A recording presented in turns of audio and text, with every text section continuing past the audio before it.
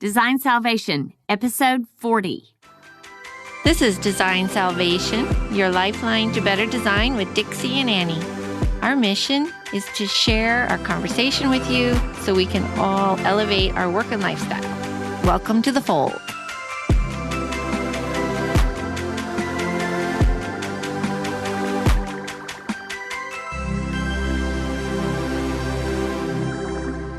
Hey, y'all. It's Dixie Stark. And Annie Lundquist. We're Design Salvation. And we're super happy to have you here with us and appreciate your listenership. Yes, we do, because we are in some crazy times. We're in some crazy times, and we've tried to avoid this issue, and we finally thought, we just need to discuss it, Let's right? just do and it. you all know what we're talking about. Yeah, you know. We made our own drink. It's not a quarantini. It's not a quarantini. But it's like our twist on, I don't know, the Cape Codder / gin and tonic. It's sunny outside, and it just looked right, and you're on the cranberry I'm on a juice cranberry kick. diet, It's the only thing that tastes good to me. So we made a cranberry which G&T. is so bizarre that cranberry juice is what tastes good to you. I know, because generally I'm all about, I just drink water. You're usually a water gal. But you know what cranberry juice is good for, too, is urinary tract infections. No. So well, I won't be good. having You one, just load believe up on me, this, girl. Anyways, we put a little dash of this and a little dash of that in there. But the mint that you had in your yard, that was cool. Well, you said your mint's popping up? It's popping up. So fun. So I was out in the garden this weekend. Or not this weekend. Everything feels like the weekend. Doesn't it? It feels so weird right now. Yesterday, I went on a hot tear around my yard, and I think I made some big mistakes, quite frankly. You just said a hot tear, right? Mm-hmm. Okay. What'd you do? Well, did you cut something down? Did you chop something like you did your hair? Yes, I did, like I did my hair. Oh, gosh. All right. So I know better. This is a confession, isn't it? Oh, yes, it's a confession. Okay, here we go. Mm-hmm. I'm ready. So I confessed to chopping my hydrangeas too abruptly at the wrong time of year and quite potentially too dramatically, but they were looking wrong. Do they look even more wrong now? They quite possibly do, just because this type of hydrangea I really should do in late summer, fall. So what's the repercussion? Are they just not going to bloom at all? Oh, no, they're not going to bloom, but they wouldn't have bloomed anyway. Okay. Even if I'd done them at the proper time, the way I needed to cut them. It's just, I don't know what's going to happen now that I've really cut them at the wrong time, because I was very severe. Some of them, I generally don't prune my hydrangeas. I just think we need to take scissors, like any sort of like... and loppers away from me right now. Like all of that must be taken away from you. What the heck? I don't know. I'm a little impulsive right now. And then this is the first time I'm going to plant dahlias. And normally I don't. Dahlias. I love dahlias, but I normally don't like bright things in my garden. And No, for you whatever do not. reason, this year, I just wanted to be so happy. So you planted bulbs that are bright? I did. I'm a little frightened, but I'm shocked. I know. So anyway, I get the big tubers with You've been preaching for I don't know how long about green and white in your yard, and then all of a sudden you're like, okay, I'm just going to throw some color in. And you, I think it's just this whole... You are breaking the rules. I know. I'm breaking the Annie rules anyway. Yeah, you are. But okay, good for you. Well, I figure if I don't like the color, it's too exuberant in the yard, I just chop it off and bring it in the house where I will bring like it. Bring them to me. Yeah, I'll bring them to you. I'll put them in my house. Yeah, there we go. Okay. What colors? Anyway, I'm dying to know what colors. I'm dying right now. I'm dying to know what colors you planted. I'm dying. You have to tell me. I think yellow? There's some, a combo of a yellow and an orange, I think. And I am shocked beyond belief. I know, honey. I'm probably going to hate it. And then some pinky. And where in your yard? I'm dying over this. Y'all just don't understand what a big deal this is, that you planted all these colors in your yard. Well, they're against I don't have that much sun because of our big... Something's ringing. I don't know. It's probably... Okay, that's right. My office line. Anyway, against my fence where it's really hot. Yes. That's where I have pretty good heat all summer. Yeah. So... But then on the dahlia part, I've never planted dahlias before because you have to dig them up, and I don't like that process, but we shall see. Anyway, I plant them. I just threw them in. then I had some big clumps, and I thought, well, you're supposed to separate those, obviously, right? Because you can divide dahlias. So I chopped it all up, and then I decided to watch the YouTube video on how to plant Did you do it wrong? and treat the dahlia tubers, and I did not do it correctly. So this is going to be an interesting garden year for you. I think so. I think it's going to be very the dahlias, experimental. when did they bloom? Isn't it late summer? We have a ways to go. Okay. But I'll report back. Oh, my I'll know goodness. sooner on the hydrangea. Oh, my goodness. Ay. I know. That's crazy. I know. Well, so I'm a little impulsive. At least you were outside. Oh, I mean, we're in Seattle, you guys, so we are the epicenter. And it's kind of ghostly in a lot of regards. A lot of people don't know when you're an interior designer, like what to do about your business and how that feels and how you manage and the whole thing. So I was going to kind of do my little confession of what I've done and what I haven't done. That's great. I think that's really helpful to see where you stopped and where you're going to It's kind of evolved, as we get more information and more things happen and we, get a little bit further into this, then things have continued to scale back in terms of like what's open around town and what's not and what's shut down and what's appropriate and what's not appropriate. But things that I've been doing is, basically, I haven't shut down my business. And the reason I haven't, and I know I'll get a lot of flack for this, but my whole thing is when I think about my shutting down my business, who does that ripple affect? I'm not worried about the clients. Right. We're a luxury and my clients are fine. I worry about the people that do the hard labor on the back end. It's the workrooms, the upholsterers, the people that, ship items to us, the truckers. I mean, I think about all these people that it's a ripple effect if we don't keep working. It's a huge one. But at the same time, I want us all to be safe. I'm not being foolish or anything of the sort. So what I've kind of gone to is no in-home appointments. And I've canceled 3 potential new projects appointments. So I don't know those people. I'm not going to go to their house. I don't know them. So I'm not interviewing for those. But the clients that I do have that might need something, I'm either having it couriered or I'm dropping it off on their porch. I've done that twice so far this week. Yep. And then the construction meetings, because construction really needs to keep rolling. I've got 2 projects that are wide open. One's not in the dry, and the other one is like a remodel that's down to the studs, and we just have a few things that are standing up. So we've had our site visits, and instead of sitting around in a group, in a job shack, we are walking very far apart. We're not shaking hands. We're not looking over a set of drawings together. We're not doing any of that, but we're definitely communicating. Right. And then the rest of it's at home. And I did go to the design center because I needed to pick some things up and drop some things off, but nobody's there. Oh, nobody's there.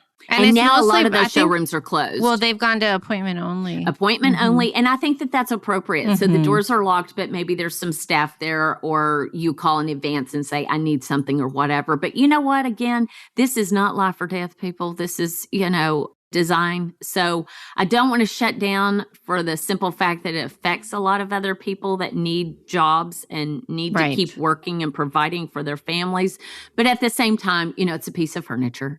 It's not, our health. So. No, exactly. But I do think, for example, the workrooms where you have to, there's no one really there. They're hourly workers, a lot of them. No, and you can meet with just one person. Absolutely. And that's what I've done. Or I've dropped stuff off where I didn't even engage with anybody, but I'm not just ceasing to non-exist. Right. I'm, keeping things rolling. I have a client, and we were going to start a master bath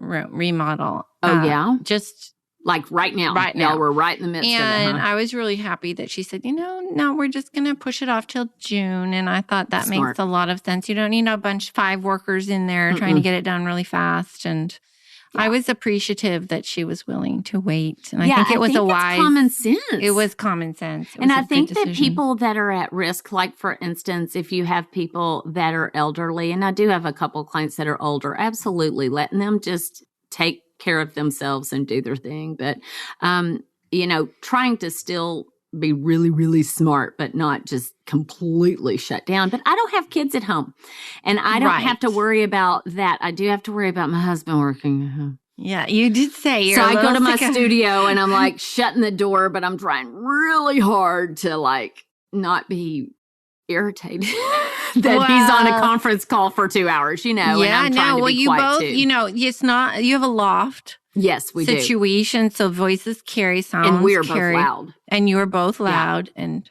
opinionated. And we are in the most wonderful way. Opinionated, I'm telling you. I love it. It's quite fun around here. Mm-hmm. It's sparky. It is sparky. It's good sparky. So, one of the things that kind of like came to my mind too when we're talking about this whole like quarantining or sheltering in place or whatever it is, whatever we want to call it, being prudent and smart.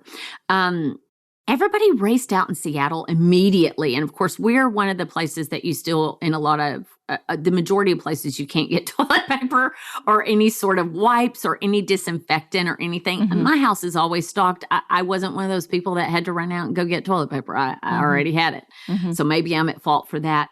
But I wanted to just bring to everybody's attention, I'm sure you already know that, but we do have technology. It is our best friend. And I just very quickly kind of tapped into some of the things that you can use that you already have in your house, or maybe are not the conventional things you would have immediately gone out and bought to make sure you're disinfected, that, you've got antibacterial things happening. Well, let's hear, because I think we need to get creative, because I know getting creative is fine. I was just hearing from, we didn't stockpile toilet paper. We seem to be okay right now, but I know Pammy at Red Ticking said she had to go a couple places and to find some. Yeah. Yeah, isn't it crazy? So let's get creative. Tell me what you found. Everybody, for the most part, a lot of people just need to go into their laundry room and make sure that they've got their bleach. And if they've got their bleach works great for disinfecting surfaces and what have you. But if you don't like that smell and you have like, vinegar, white vinegar, you can totally use that. And you can mix it with a lot of essential oils and make it smell better. But the essential oils such as like tea tree, citronella, geranium, lemongrass, orange, lemon, patchouli. Are those antibacterial? Those are all essential oils that have antibacterial and all of that antiseptic properties, as well as clove and cinnamon. But the most common ones that most people have in their house, or, if you do have to go out to the grocery store and get something and they don't have the wipes or they don't have whatever you're looking for, pick up a lemon. I mean, lemon is great. You can use lemon on surfaces. You can use it in combination with the white vinegar. You can use it in combination with the Castile soap. You can use it for multiple reasons beyond that, but also to boost your immune system. And so lavender's the same way, you guys. I mean, what's lavender's that another lavendery thing. spray that was yummy. And my girlfriend, when we went to New Orleans, because sometimes when you're out and about in different cities and stuff, you're always kind of like, okay, I want to just make sure I'm super safe. Well, this was like, 3 months ago? She gave us all this spray, and it was, is it Dr. Bonner's, the lavender? And it's it's also like not the gel, but it's a. What? Well, where you wipe your hands. Why am I trying to think it is like Purell. Yeah, it's like Purell, but it's a spray. But it's lighter. What do you call that? I mean, I just totally blanked on that. Sanitizer. Yeah, thank you, sanitizer. I could not think of the word sanitizer because I'm like so ingrained in all this. Okay, whatever. But anyway, so she gave us this hand sanitizer that's a spray, and I use it all the time in my car around my steering wheel and all that. Partly because I always have sanitizer. We're out on job sites. Like, I've got to have sanitizer. Like, if you have to use the porta potty, you got to have sanitizer. God forbid. And then we go oftentimes to clients' homes when we don't have a pandemic, and there's maybe someone in the house that does have a cold, or, you're just thinking I've just been in someone's house for a while, and I want to make sure that I am careful. And I would think that one of the best lessons we've learned through this is that we should be this diligent a lot of the time. All the time. Not so like much we should be washing our hands thoroughly all the time. Not so much the distancing, obviously. No, that can't go on forever, but the hand sanitizing. I totally think so. So it's like if you can make your own sanitizer by doing 60%. They like the ethyl alcohol, but if you have anything that is 60% alcohol, including vodka, people, vodka is the only thing I think that would work that's like boozy related, and it has to be obviously a high percentage. So would our strawberry vodka that we like so much, would that work? I don't think that's going to work. I don't think it's got high enough content. I didn't look at it, but I don't think it does. Okay. I think you have to have that like really high proof. But anyways, that and then some drops of essential oils, or if you want to crush the lavender or you want to squeeze the lemon. So if you go to the grocery store and they don't have what you need, think outside of the box, do some research online and find some other alternatives that are more natural. I think that's great advice. And I love thinking differently and creatively about this. And I loved that spray. It was so light and it smelled so good. I know. And I would say thank you, Dawn. Yes. That's a shout out to Dawn. Yeah. In coordination with that would be, which I don't hear a lot of people talking about, would be boosting your immune system at the same time. I think that's so important. So the other day, my darling neighbor, she left me a treat on my doorstep, which she does. I love treats. She does every week, bless her heart. And this one was the elderberry immune drops. And I had just been looking for them online. And elderberry? Elderberry apparently has just incredible antioxidants and is a super immune booster. There are many, many, many. I know my out there. Sister-in-law believes in this silver gel or something that you swab into your nose, like before you would go to a doctor's appointment or before you would go to the hospital or something. Interesting. Just for an extra layer of protection. And then it also boost your immunity, yes. And then it gives you a layer of protection in your nostrils, basically. Yes. Let's get really, really detailed here. So I'm going to do that next week when I of course get to go to the hospital. And there you have it. Mm-hmm. So Well, but having kids home is something that's another challenge for a lot of people. And see, I just have a husband that's working at home. So those of you that have your husbands working at home or your wives, and you also have your kids, crazy pants time. It's crazy pants. I have both. I have my husband working at home and my kids are both home, but they're college age. So that's a lot easier. But still, they're there. They're there, but it really, and we have our few little challenges. I think everybody does. Yeah. Just for us, it's more, how are you going to be productive today now that you've experienced a week off? Exactly. What's the plan? Let's have a minimal structure. I'm struggling with that too, with a somewhat slower schedule. I wouldn't say my schedule, as we talked about earlier, stopped, but it's the same thing for them. Yes. So, but they need to really make sure that they do incorporate some structure into their day. So it doesn't just time fritters away and then you don't feel good about yourself or good about your day. None of that. So I'm giving them a little bit of leeway for another couple of days, and then you're lowering the boom. Well, one of the things that I have had to do for myself, as we all do, but it's a little bit different. I've had to look at my calendar and look at my days. And, we've always preached and talked about and, given sermon after sermon about scheduling your day and blocking it out, time blocking. I think it's even more so important now. Mm-hmm. And yes, time blocking for sure. And even if it's just to say I am going to get the fresh air and go on that walk. Absolutely. Or I am going to take a few minutes. I think it's really important because you aren't getting those things done that you should and could to be, productive and to keep yourself kind of in the right mental state. Well, it is a little bit of a lovely gift to have this a blessing to have a slower schedule in some and regards. to have a reset moment. Yeah. And I think that I think it's good to have, and it's really wonderful to have this time with your kids that you didn't anticipate.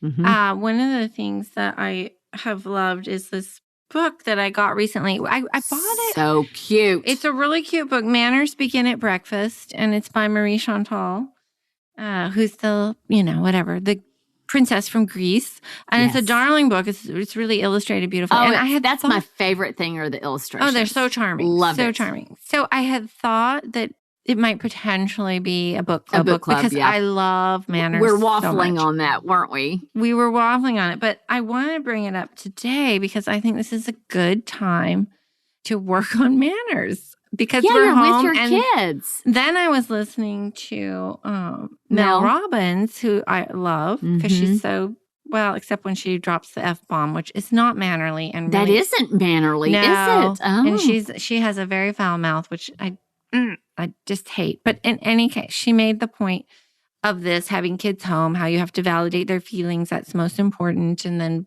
a couple other things she said and how difficult this time is because they had independence and now they don't, at least if they're my kids' age. This is true. But the one thing she said, the one thing I want you all to do, there's one thing, and that is have family dinner every night.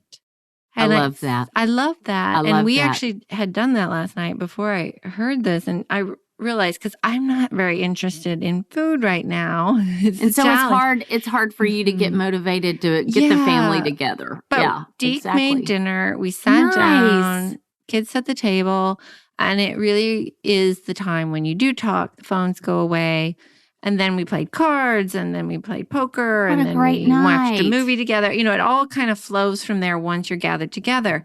And I just really love that. And so I would recommend this book. Yeah. Do you have anything tagged in? Like, do you have anything in particular, or am I putting you on the spot? No, I could probably. There are a million good pages, but it's funny because the one thing I turned to right away was this quote by Deborah Norville, who said, "Family dinners are the one activity that are found to foster the greatest child development."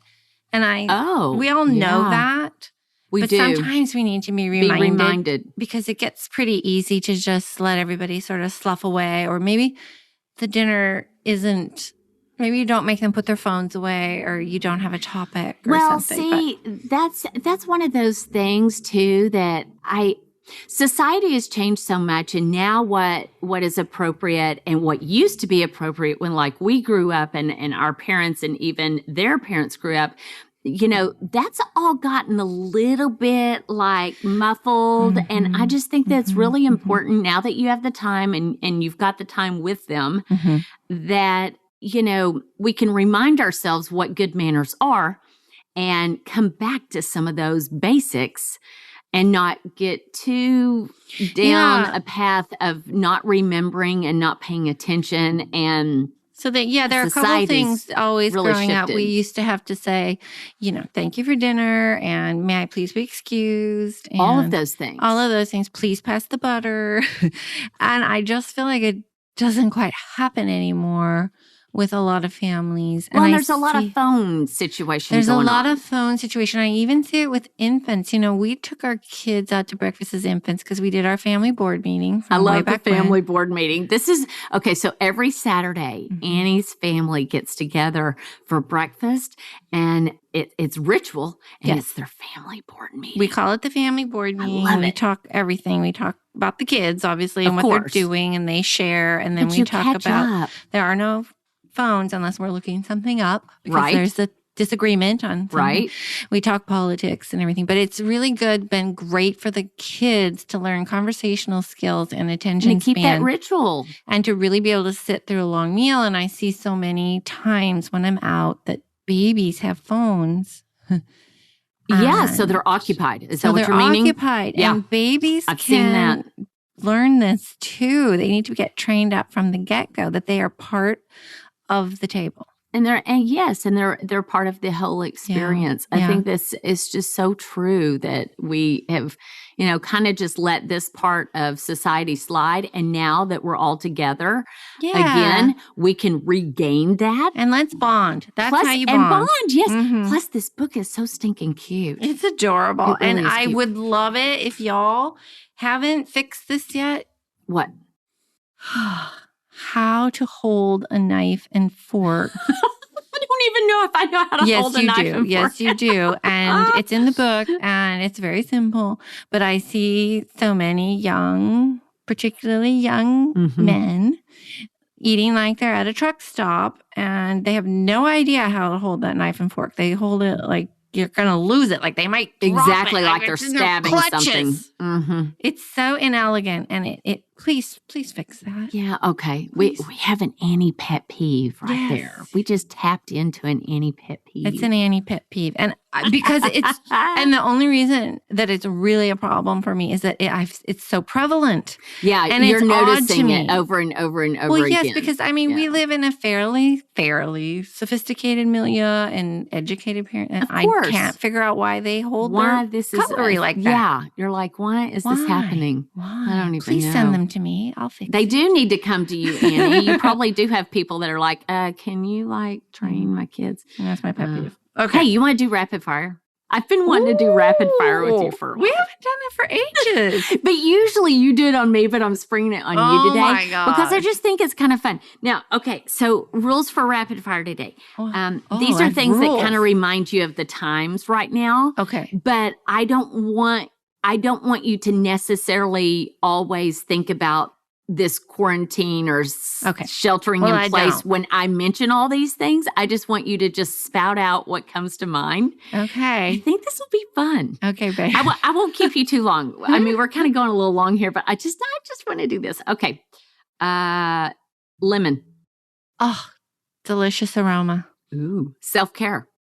Oh, boring, but necessary. Toilet paper. Underrated. Spring. Heaven. Vitamins. Yeah. I'm coming around. I'm sorry, this is a longer answer.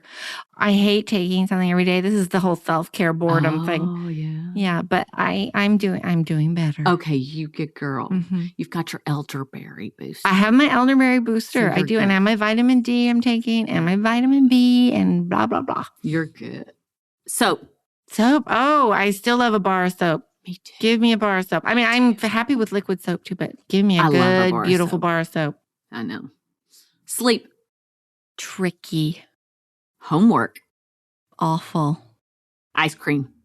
I can live without it, but I do love like a salted caramel. And last but not least, sunshine. The best medicine. Exactly. Yeah. Well said. That was a good one to end on. That's a good one to end on. Well, we hope that everyone is taking care of themselves and taking care of those around them and using a lot of smart prudence and self-care. Yeah. And hang in there, y'all. Hang in there. We're in it together. We're in it to win it, right? We're in it to win it, and we will. We'll succeed. Right. We'll get past this. It's all good. It's all good. Ciao for now. Ciao for now. Hey, y'all. Don't forget to follow us on Instagram, Twitter, and Facebook. You can also find us at designsalvation.com, where we'll have the past podcasts listed as well as show notes. Hope to see you there.